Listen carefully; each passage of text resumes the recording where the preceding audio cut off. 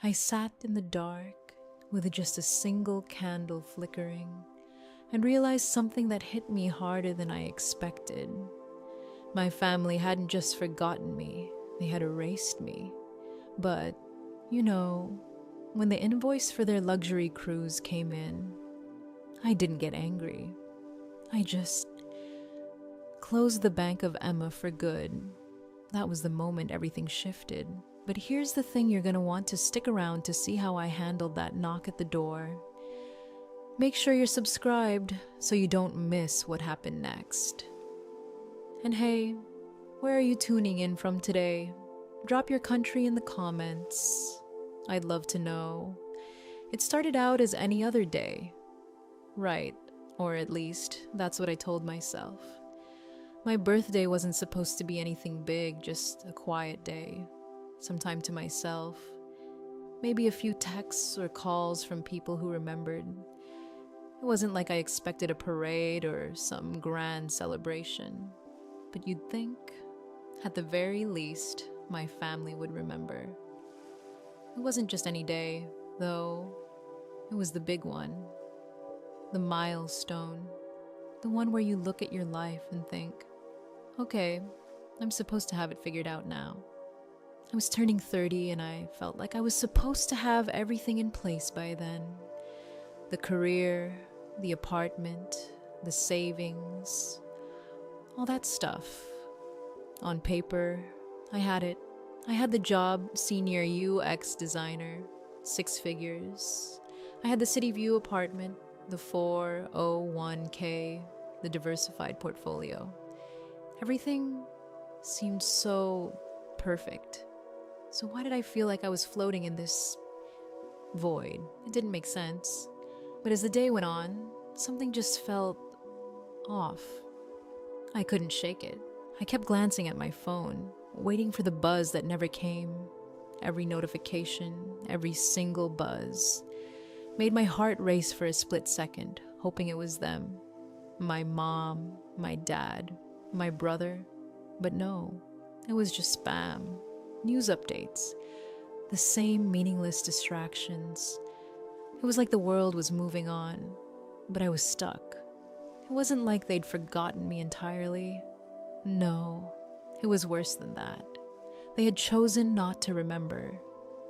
The silence was worse than any loud argument or angry words.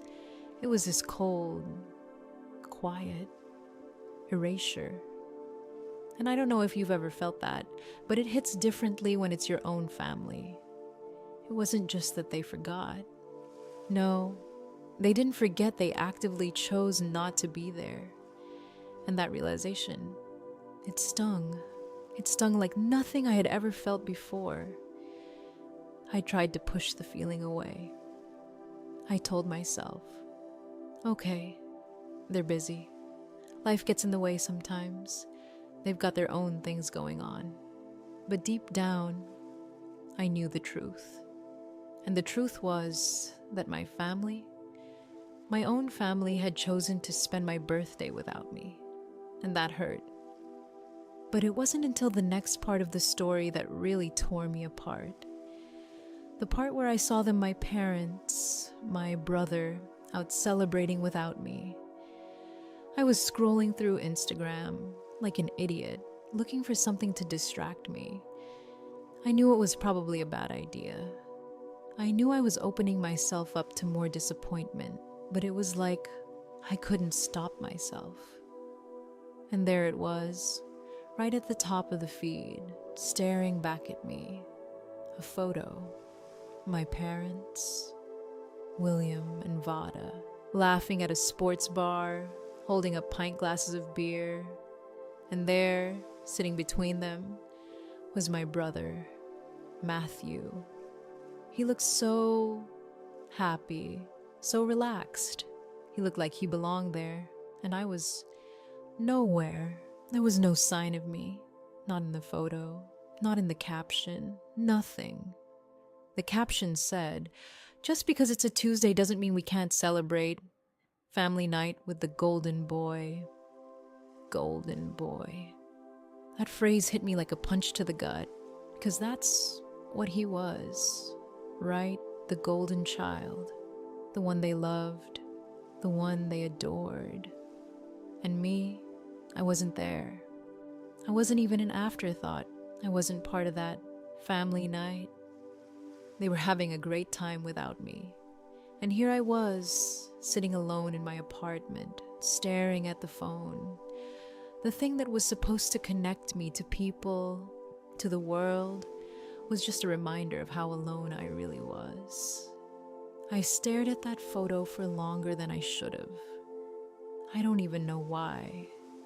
Maybe I was hoping the image would change. Maybe I thought if I stared hard enough, they'd suddenly realize I was missing and make it right. But nothing changed. The photos stayed the same. The smiles on their faces stayed the same. And that's when it really hit me. They didn't miss me. Not in the way I thought they would. Not in the way I needed them to. They didn't care. And I wasn't even surprised. It wasn't the first time I'd been pushed aside.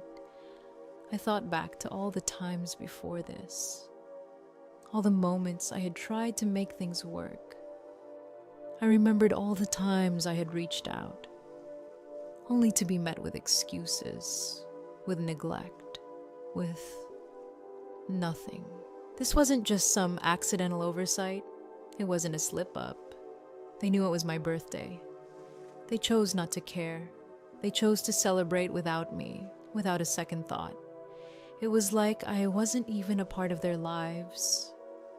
And in that moment, I realized I wasn't a part of their lives. I was just there when they needed something, when they needed money, or help, or something fixed. But when it came to sharing moments, when it came to celebrating, I wasn't needed. I wasn't wanted. I wasn't even acknowledged. And it wasn't just about the birthday. It was about everything. The years of giving, the sacrifices, the money I'd given them over the years, all the things I had done to try to be a good daughter. And what had it gotten me? Nothing. I wasn't even worth a simple, happy birthday. And I'm not gonna lie, that hurt. It hurt more than anything else ever had. I felt like a ghost, like I didn't even exist in their world. Like I had spent so many years pretending to be part of something that wasn't real. And when the clock finally ticked over to midnight, marking the end of my birthday, I didn't cry. I didn't even have the energy for tears. I was so drained, so empty. I just sat there, alone, and I ate that stupid cupcake, that sad, crusty vanilla cupcake I had bought earlier in the day, thinking maybe I could still make it special somehow. I peeled back the paper liner and took a bite, and it tasted like nothing. It tasted like sugar and ash. And that's when I knew for sure that I wasn't just forgotten. I was erased. And I was never going to be that version of me again. The one who let them get away with it. The one who always made excuses. I was done. Done with pretending. Done with being used. And maybe, just maybe, it was time to let go of the idea that they would ever be the family I wanted them to be. The next few days were a blur. Honestly, I went through the motions, but it felt like I was floating. Like I wasn't really living in my own skin anymore. I couldn't bring myself to pick up the phone. I didn't want to hear their voices. I didn't want to hear the excuses, the half-hearted apologies, or worse, the silence. No, I needed to pull back. I needed to shut down completely. For the first time in a long time, I didn't reach out. I didn't call Mom during her lunch break. I didn't text Dad about the latest vintage car article I found. I didn't send memes to Matthew, even though I knew he'd probably be waiting for them. I just didn't. I thought about it. I kept thinking I should call, Maybe they didn't realize what they had done. Maybe they were busy, caught up in their own lives. But then I remembered that photo. That stupid photo of them laughing at the bar without me. I remembered the caption, the way they'd posted it like I didn't even matter. That was it. I couldn't keep pretending anymore. So I decided to do nothing. And nothing turned into a week. It was like I was watching the world pass by from the outside, feeling, well, nothing. I wasn't angry. I wasn't sad. I was just numb. It was like a protective wall went up the first day. I thought maybe I was just in shock. Maybe the sting of it all hadn't quite settled in yet. But the days kept going by, and the numbness stayed. I went to work. I did my job. I moved pixels around on a screen. I nodded when my manager asked how my weekend was, offering up some vague answer about keeping it low-key. But I wasn't really there. Was I? I was floating. I wasn't present in my own life. I couldn't remember the last time I'd felt this way, this disconnected from everything. The strangest part was the silence after a few days of not calling them. I realized something. They hadn't tried to contact me either. Not a single message. No, hey, we missed you. No, hope you're okay. Nothing. They didn't call. They didn't text. It was like they had just moved on. Like I wasn't even a blip on their radar anymore. I had been the one who always reached out first. It had always been me. Right, I was the one who called mom when she was having a rough day. I was the one who texted dad random facts about cars. I was the one who made sure Matthew felt included in family group chats, even when I didn't really feel like it. But now that I wasn't reaching out, they didn't even notice. Or maybe they just didn't care. And that's when it hit me. I wasn't just forgotten, I was invisible. They didn't miss me. They didn't need me. They were fine without me. It was a strange kind of freedom. The kind you get when you realize that you've been running on empty for so long. Trying to keep everyone happy. Trying to keep this family together. Only to find out that the other side of that equation doesn't give a damn about you. They didn't even notice when I stopped calling. And I think that was the moment it hit me hardest, the realization that my family, the people I had tried so hard to please, the people I had given so much for, didn't even care enough to notice I was gone. I wasn't a priority to them. I wasn't even a thought. It was like I had never existed. And that was a punch to the gut I wasn't ready for. The whole week passed like that. Quiet, empty. The kind of silence that wraps around you like a heavy blanket. It wasn't peaceful. It wasn't restful. It was suffocating. And the more I thought about it, the more I realized how deeply I had been neglecting myself. For so long, I had been pouring myself into everyone else. I had been the good daughter, the responsible one, the one who always showed up when they needed something.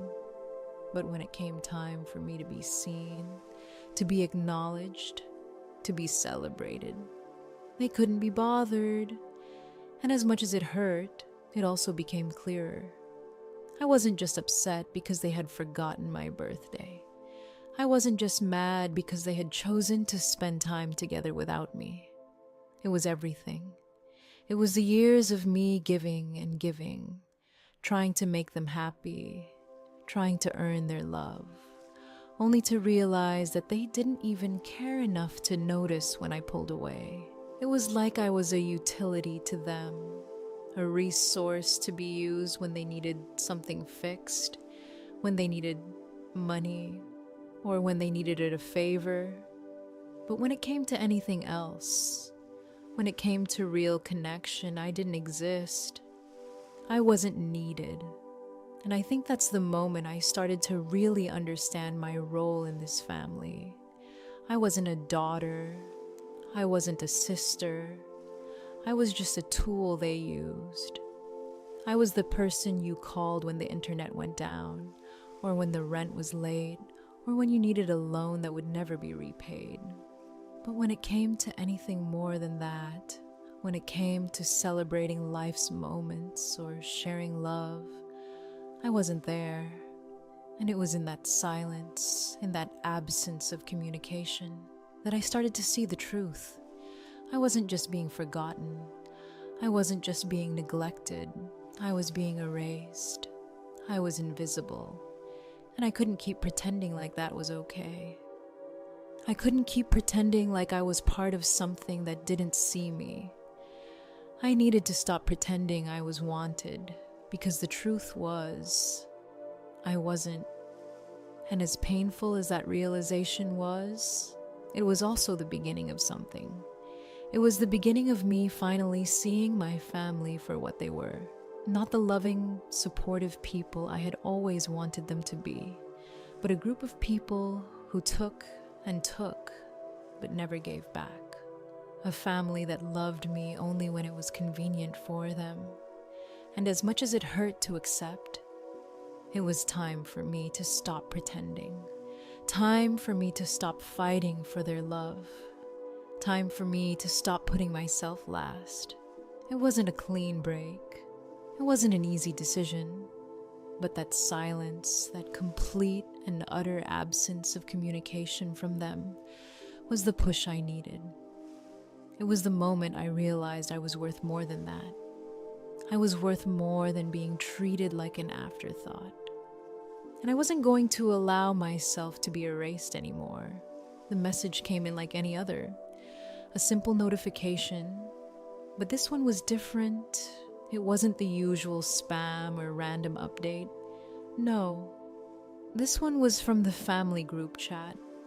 It started with Matthew, of course, as if he was somehow the orchestrator of all things family.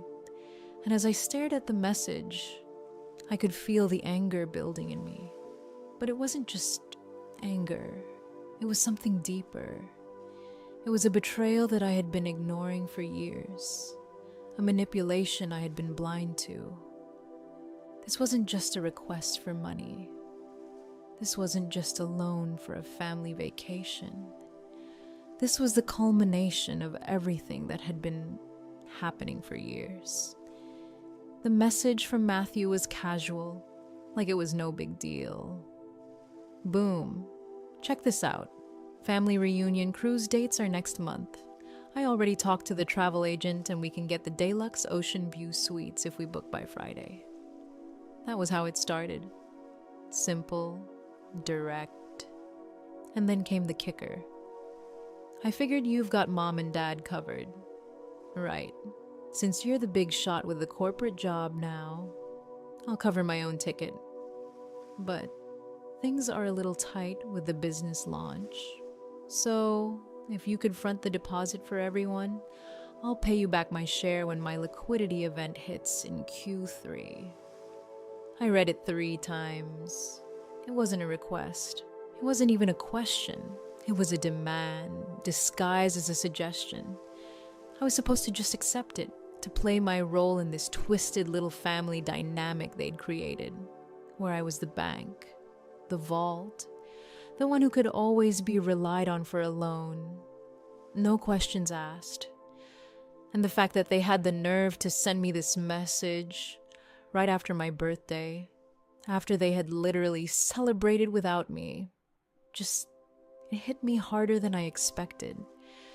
I could feel my pulse in my ears, my hands shaking as I held the phone. The audacity, the entitlement. It wasn't just that they wanted me to pay for their vacation. It was the fact that they felt so comfortable asking me for it.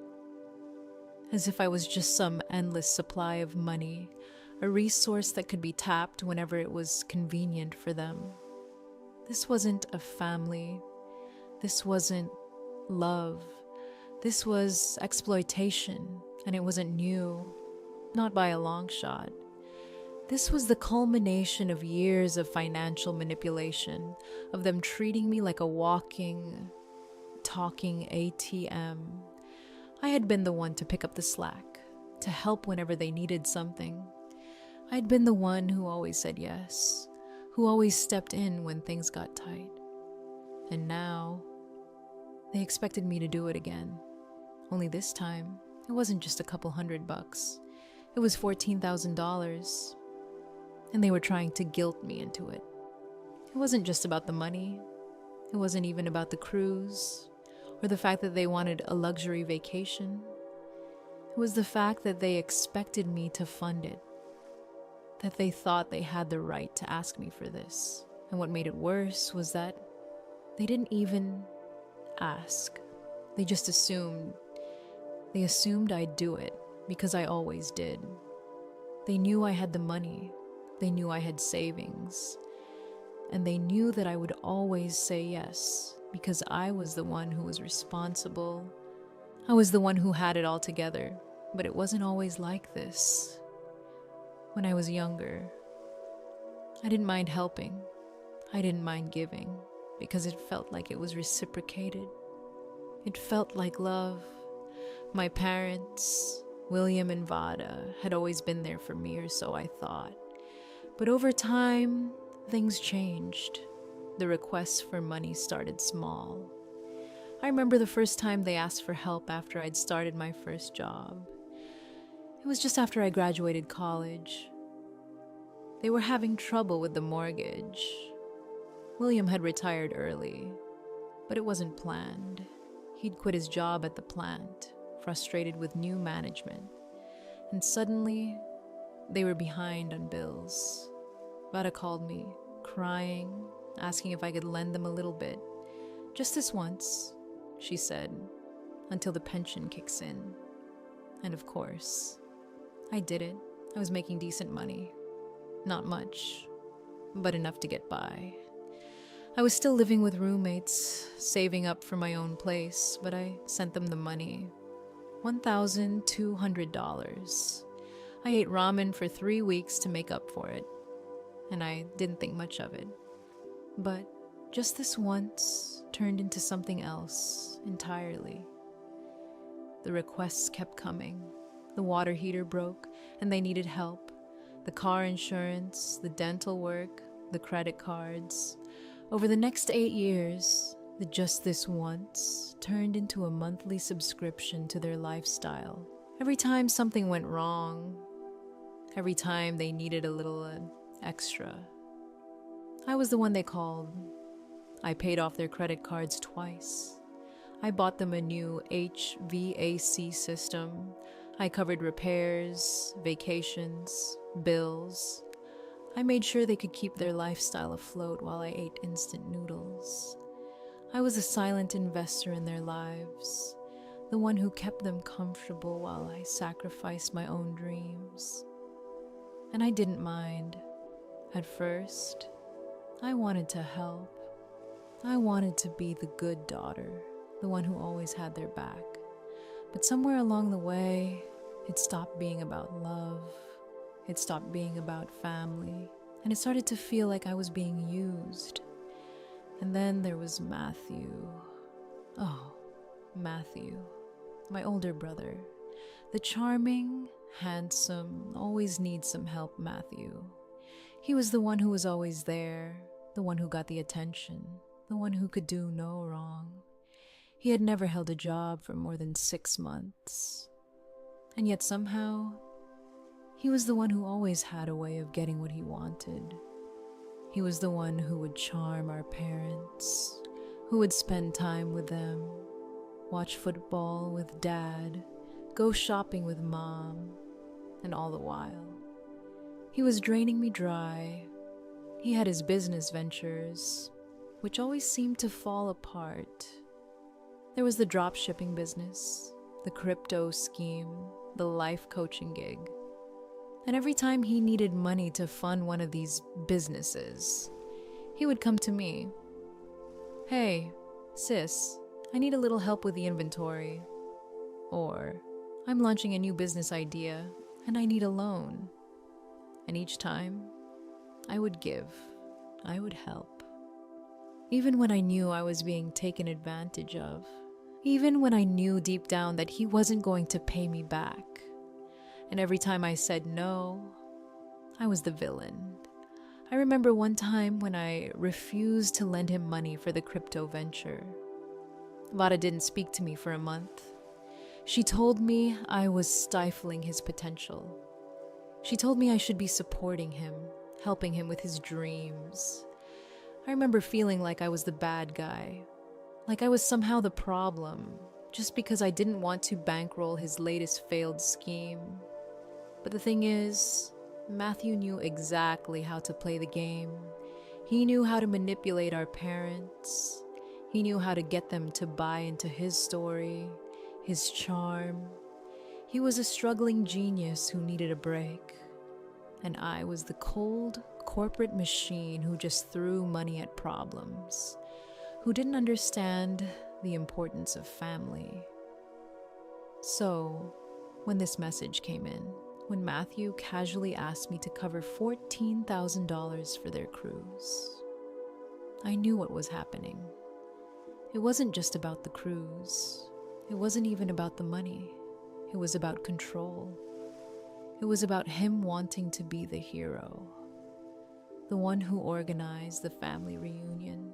The one who got everyone together for this luxurious Mediterranean vacation. But he wanted me to pay for it. He wanted the credit without the cost. He wanted to look like the golden boy, the savior, while I was stuck playing the role of the bank.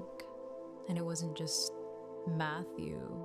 It was my parents, too. They were complicit in this. They knew I was the one they could count on. They knew I had the money, and they knew they could ask me for anything. But they never stopped to ask if I wanted to keep giving. They never stopped to consider whether it was fair, whether it was healthy. They just assumed I would always be there to cover their mistakes, to fix their problems, to make everything right again. And that's when it hit me. I wasn't a daughter. I wasn't a sister. I was a utility. I was the person they called when they needed something. I was the person who fixed their problems. And when it came time for me to be part of the family, when it came time for me to celebrate or to be seen, I was invisible. I wasn't needed. I wasn't wanted. I was just the person who kept the lights on, who kept them comfortable, who made sure they could live their lives without consequences. And the worst part, they never even saw me. They never saw me for who I was. I was just the person who always said yes. The person who always gave. The person who always helped. And I was done. I was done being the bank. Done being the one who was always taken advantage of. It was time for me to take back control, to stop being used. It was time for me to close the account. For good. When I saw the text from Matthew, it was like a slap in the face. And, I shouldn't have been surprised. It's not like this was the first time he'd asked for money. But this time felt different. This time, it was the final straw. It wasn't just the fact that he was asking for more money, asking for $14,000, which was absurd in itself.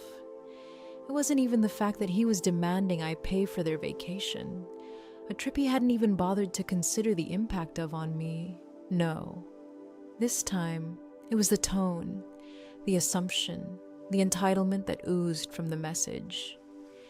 It was as if it had never occurred to him that I might say no, that I might not be willing to continue playing the role of the family bank, the person who bails everyone out when things go wrong, the one who keeps them afloat while I sink under the weight of it all. I figured you've got mom and dad covered, right? Since you're the big shot with the corporate job now, Matthew had written. as if the money was just a given, as if I was somehow obligated to pay for their luxury vacation. I'll cover my own ticket, but things are a little tight with the business launch. So, if you could front the deposit for everyone, I'll pay you back my share when my liquidity event hits in Q3. Liquidity event? I couldn't believe it. He wasn't even asking. He wasn't even pretending to be polite. It wasn't a question, it was a demand. A demand wrapped up in the smoothest, most casual language, but still a demand. And I knew deep down that this wasn't just about the money. It wasn't even about the cruise. It was about the fact that Matthew and the rest of the family had gotten so used to me saying yes.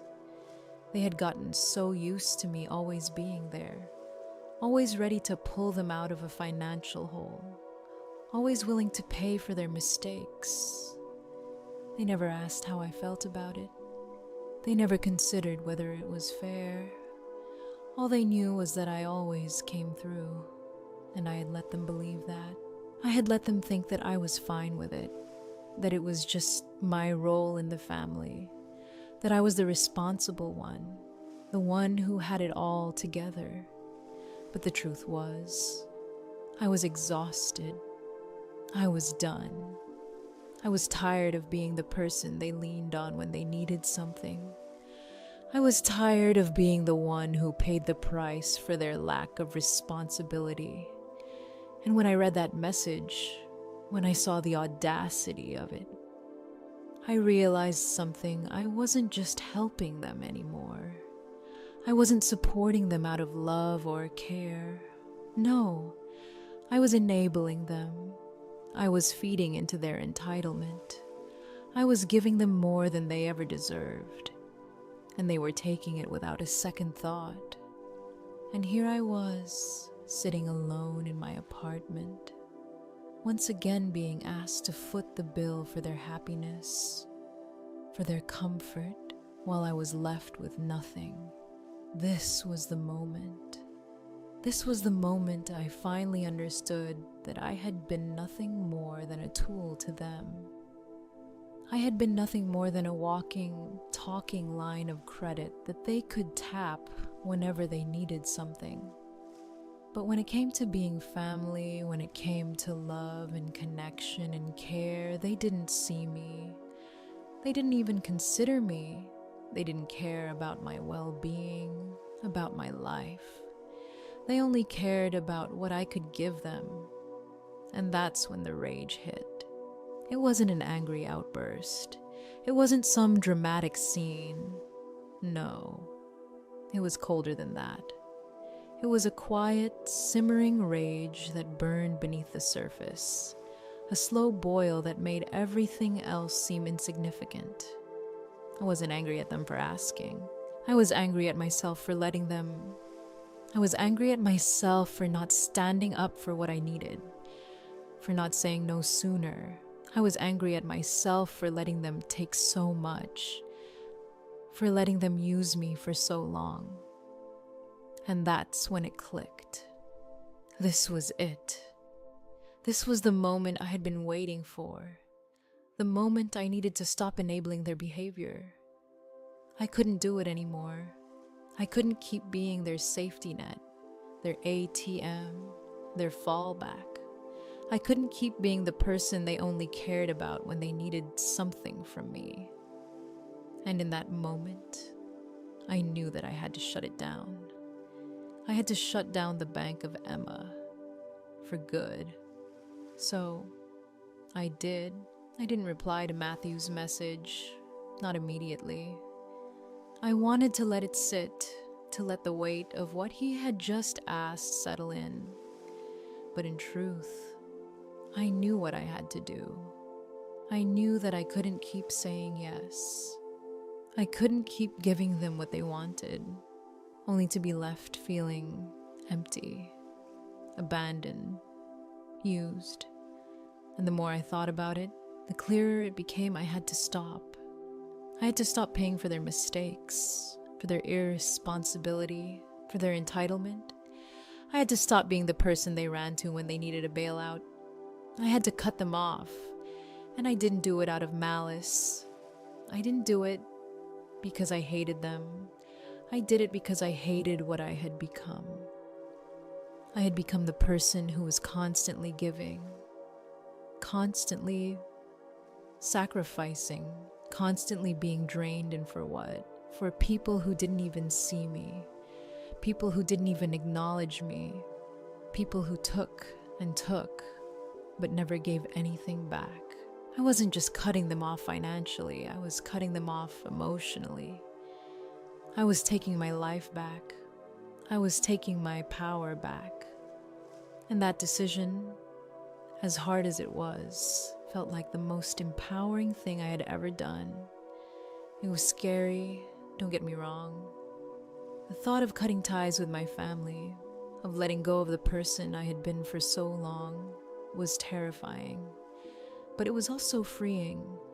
It was like I had been carrying around this weight, this burden, for so long, and finally, I was able to put it down. I wasn't going to be the bank anymore. I wasn't going to be the person they turned to for money, for help, for favors. I wasn't going to be the one they took for granted. I was done. And the moment I made that decision, I felt something I hadn't felt in years. Relief. The kind of relief that comes from finally realizing that you are worth more than being used. I didn't feel guilty. I didn't feel bad. I didn't feel like I was abandoning them. I felt like I was saving myself. I felt like I was finally choosing myself. And you know what? It felt damn good.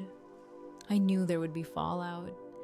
I knew that my family would react, that they would try to guilt me, manipulate me, make me feel like I was the bad guy. But I didn't care. I had already seen through their game. I had already realized that they weren't interested in me as a person. They were interested in what I could provide. And that wasn't love. That wasn't family. So I did what I had to do. I closed the accounts. I stopped paying. I cut them off. And as much as it hurt to do it, I knew it was the right decision. It wasn't just about the money. It was about my life, my energy, my worth. And for the first time in years, I was ready to live for me. I wasn't ready to take their calls or hear their excuses or feel guilty for not giving them what they wanted. No. I was ready to live my own life. I was ready to stop being their safety net, their backup plan. I was ready to be free. And as I sat there, looking at the phone, knowing I had made the right choice, I felt something I hadn't felt in so long, peace. The kind of peace that comes when you finally stop fighting for something that isn't fighting for you. I was done. Done with being the bank. Done with being used. And I was finally free. The fallout came quickly. Like a storm that was long overdue. It wasn't just the phone calls that started coming in, or the messages flooding my inbox. It was the way everything felt like it was unraveling.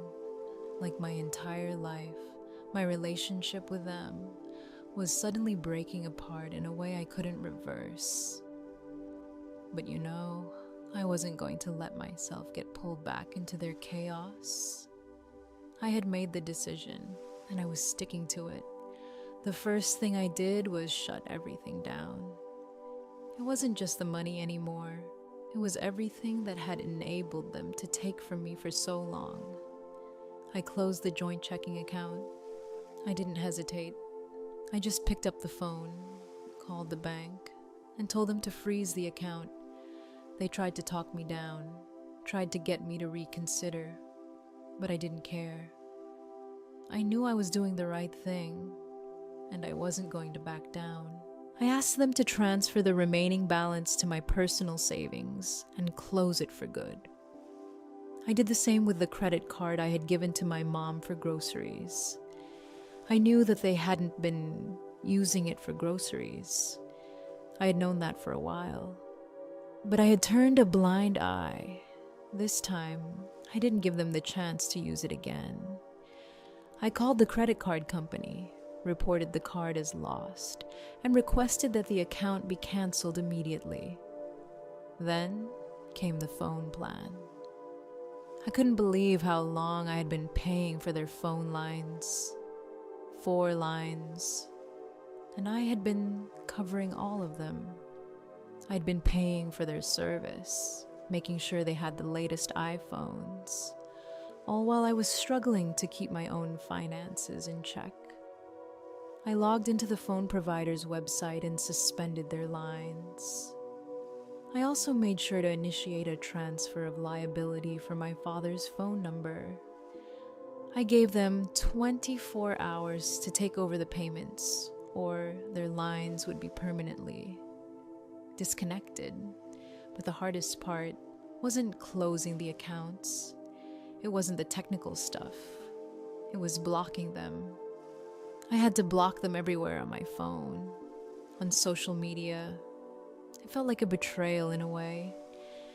But I knew I couldn't leave that door open anymore. I couldn't give them another chance to slip back into my life. So, I went ahead and blocked them. I blocked Matthew on everything. I blocked my mom and dad. I didn't want to hear from them. Not for a while. Not until they understood what they had done. And then came the first round of attempts to get back into my life. It wasn't a simple apology. It wasn't an "I'm sorry" text, or "I didn't mean it." No. It was manipulation. Matthew was the first to try. He sent me a text that just said, "You're acting childish." Really? Emma over a cruise. It wasn't even about the money at this point. He wasn't apologizing for anything. He was just trying to get me to feel guilty for saying no, for cutting them off.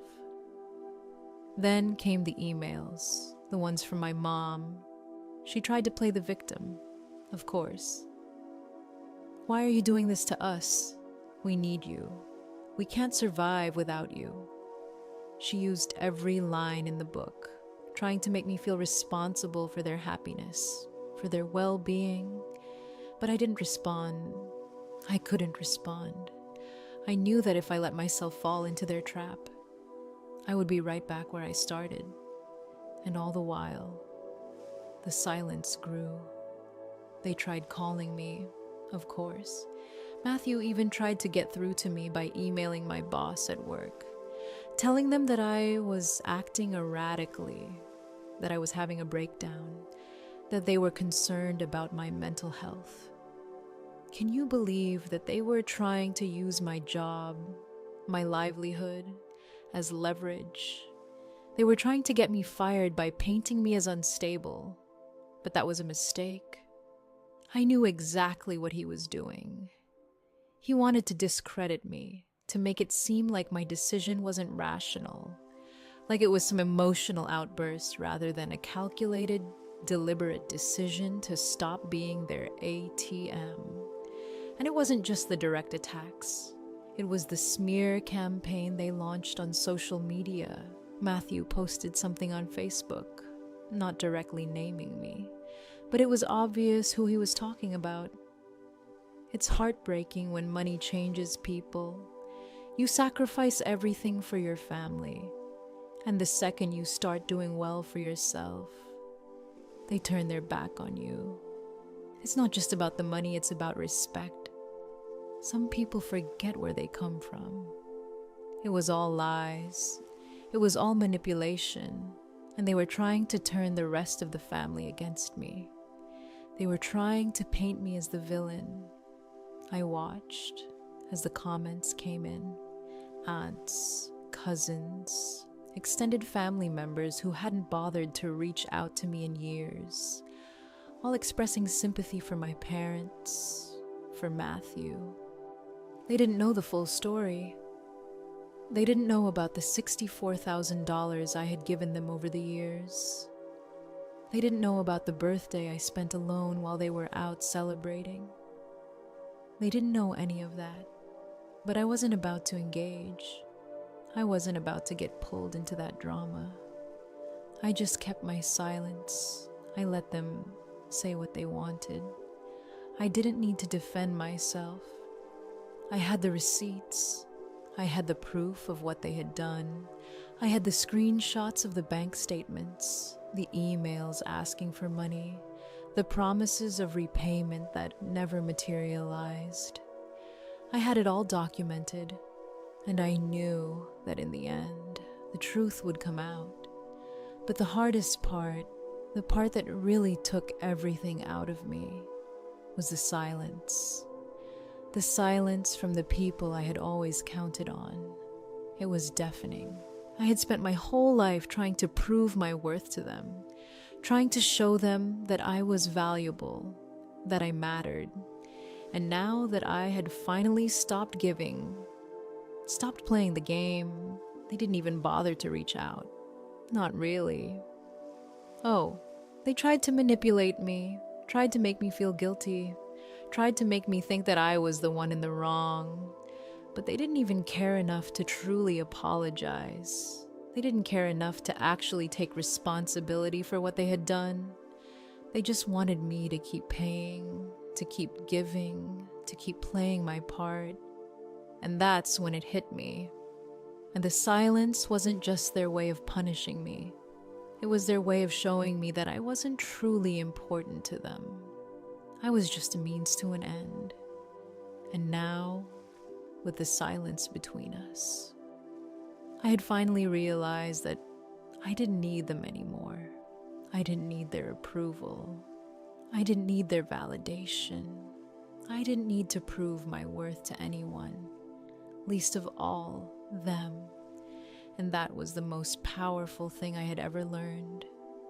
2 days after I'd closed everything down, the doorbell rang. It wasn't the UPS guy. It wasn't a neighbor. No, this was different. The knock was loud, authoritative, and immediate. It echoed through my apartment like a threat. My stomach dropped. I could feel my pulse racing, but I didn't panic. I knew what was happening. I could already guess who was on the other side of that door. The police. It wasn't surprising. After everything that had happened, the emails, the manipulative texts from Matthew, the smear campaign on social media, I knew they would eventually escalate. They needed to control the narrative, to make me the unstable one, the villain in their twisted little drama. I wasn't going to let them. I wasn't going to feed into their narrative. So, I took a deep breath and walked to the door. I wasn't going to let myself be rattled. I wasn't going to let them see me sweat. I opened the door, just enough to be polite but firm. 2 officers stood in the hallway, looking at their notepads. I could tell by their body language they were just doing their job, not here for a confrontation. The older officer looked at me and asked, "Are you Emma? We received a call requesting a welfare check at this address."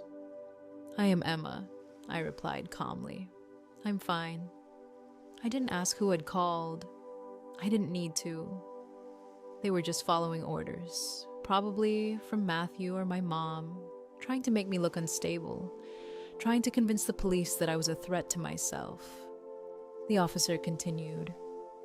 "The call came from a Mr. Matthew and a Mrs. Vada. They said you've been making threats of self-harm and sending erratic, incoherent messages. They're very concerned about your mental stability." I nodded slowly, letting the words sink in. But I didn't let myself get upset. I knew this was just a tactic. I had anticipated this. I had prepared for this moment. The manipulation was obvious, and I wasn't going to fall for it. I smiled, cool and collected. "I see," I said, stepping back to let them in. "Please, come in. I apologize that my family has wasted your time." The officers stepped into my apartment, clearly looking around, trying to get a sense of the situation. It was calm, peaceful, exactly as I knew it would be. I'm in the middle of a work day, I explain, gesturing to my desk. I am a senior UX designer, and I am currently perfectly healthy. I wasn't going to back down or show any sign of weakness. I knew exactly what this was. The reality, officers, I said, keeping my voice steady, is that 2 days ago, I stopped paying my adult brother's bills. I cut off their financial access after years of abuse. This welfare check is not about my safety. It's a retaliation tactic to intimidate me into reopening my wallet. The older officer looked through the pages I handed him. The emails, the texts, the evidence I had gathered. His expression softened. He saw the truth. And that's when I realized how in control I truly was. I had everything documented. I had the receipts. I had already built my case. This wasn't a breakdown. It was a calculated move. I had planned for this moment. I had anticipated the manipulations, and I was prepared to handle them calmly. The officer nodded as he flipped through the printed emails and texts. "I'm sorry to disturb you, ma'am," he said with a new respect in his voice. "You appear to be in no distress. We have to follow up on these calls, but it's clear this is a civil matter." He handed the folder back to me. "I understand," I replied, keeping my composure. "Can I ask you to do one thing for me?" "What's that?" he asked. "Please document in your report that I am lucid, safe, and employed," I said. "And please inform the callers that if they send police to my home again, I will be filing charges for filing a false police report and harassment." The officers nodded. "We will definitely let them know." I closed the door after they left, standing in the silence that followed. For the first time in weeks, I felt a strange sense of peace. I hadn't let their manipulation work. I hadn't let them control me. I had taken control of the situation, and I had used it to build my case. I had shown them that I wasn't afraid of their tactics. I wasn't afraid of their lies. I wasn't afraid of them anymore. It had been a few weeks since the welfare check, and I thought things might calm down. I thought maybe they would finally get the message, that they would realize I was serious, that I wasn't going to keep playing their game. But, of course, I was wrong. On a Saturday morning, 2 days after I had blocked them on everything, I ventured out of my apartment for the first time since the welfare check. I just needed to clear my head. I needed coffee, fresh air, and a little reassurance that the world outside still existed. I stepped into the lobby of my building, and that's when I heard it. It wasn't a shout. It was something worse. It was a theatrical sob, a desperate, over-the-top plea for attention. "We just want to see her. She's not well. You have to let us up. It's an emergency." My stomach dropped. I knew immediately who it was. Matthew Vada. My parents had staged a scene in the lobby. The security guard, a young guy named Kevin, looked terrified as Matthew leaned over the counter, waving his arms, demanding access. Vada was sitting on one of the velvet sofas, her face buried in a handkerchief, crying. William stood awkwardly beside her, not looking at anyone, looking like he'd been caught in a lie. They were trying to perform the role of the desperate, concerned parents. But I wasn't buying it. They were playing their part, hoping that someone would buy into their story. I could have turned around. I could have gotten back in the elevator and gone up to my apartment. hidden away like I had so many times before, but I didn't. I stood there, frozen for a moment, but then something in me shifted. I wasn't running anymore. I wasn't hiding. I had already made my decision, and I was done. I walked across the marble floor, my heels clicking sharply, cutting through the silence. "Kevin," I said firmly, "you don't need to let them up. I'm right here." The tableau froze. My mom looked up, her eyes wide, her face blotchy from crying. Matthew turned around, his arrogant mask slipping into something darker as he started toward me. His arms were open like he was going to hug me, but I held my ground. "Stop," I said, my voice cutting through the tension. "Do not come any closer." He stopped in his tracks, blinking, as if he couldn't quite process what was happening. "Emma, stop the drama. We're here to help you. Mom is a wreck. We're going to take you home and sort this out." I shook my head. "No," I said firmly. "There is no mess." Vada got up from the sofa, her eyes red. She walked toward me, her voice shaking. "Emma, please, why are you doing this to us? Why are you punishing us? You want a family cruise, Mom," I said, my voice trembling slightly, but gaining strength with each word. "You don't want me. You want the wallet," Matthew sneered. "That's a lie." But I wasn't backing down. "You don't want to face the truth. You're in debt to me, and you don't care about me as a person. You only care about what I can give you." I didn't raise my voice. I didn't yell, but every word I said, I knew, was cutting through the lies they had built up over the years. I threw the papers down on the coffee table, the bank statements, the transactions, the receipts, everything. "You've been taking from me for years, and now you want me to keep giving. No, I'm done." The silence in the room was deafening. The neighbors in the lobby were watching, witnessing the breakdown of a family that had never been what I thought it was. Matthew's expression shifted from anger to panic, his mask cracking in front of me. He had no control left.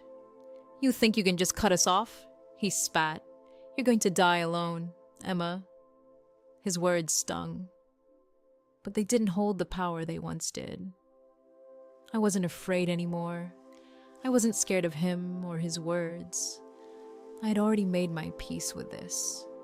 I had already made my choice. I turned to Vada and William. "Figure it out," I said, my voice calm. "You're on your own now." And just like that, the last thread between us snapped. I walked away from them, leaving them in the wreckage of their lies. I had broken free. I wasn't the person they thought I was anymore. I wasn't the one they could control. And that realization, that moment of clarity, was the most freeing feeling I had ever experienced. I wasn't just leaving them behind. I was leaving the version of me that had been trapped in that toxic cycle. I was leaving the person who had been willing to sacrifice everything for their love. And in that moment, I knew I was walking away stronger, more independent than I had ever been before. Looking back, it's hard to believe how far I've come since making that decision to cut off everything. It wasn't easy, and it still isn't, but it was the most empowering thing I've ever done. It's strange, cutting off family, especially when you've spent so much of your life trying to keep everyone happy, trying to hold things together, but the peace that comes with it. It's like a weight has been lifted off my shoulders. No more guilt, no more manipulation, just freedom. It's a freedom I didn't realize I was missing, a peace I didn't know I was craving. And I'm finally starting to live for me, I'm starting to put myself first, to focus on what makes me happy, not what everyone else expects from me. And that's what I want to hold on to. If there's anything I've learned from all of this, it's that sometimes the hardest thing you'll ever do is walk away from the people you love. But sometimes it's the best thing you can do for yourself.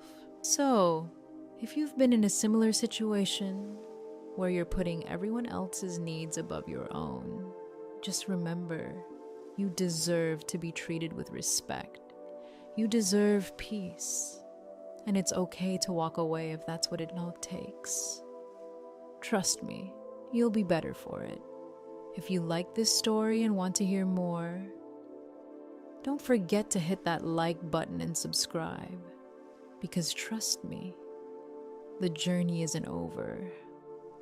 There's more to come, and I can't wait to share it with you.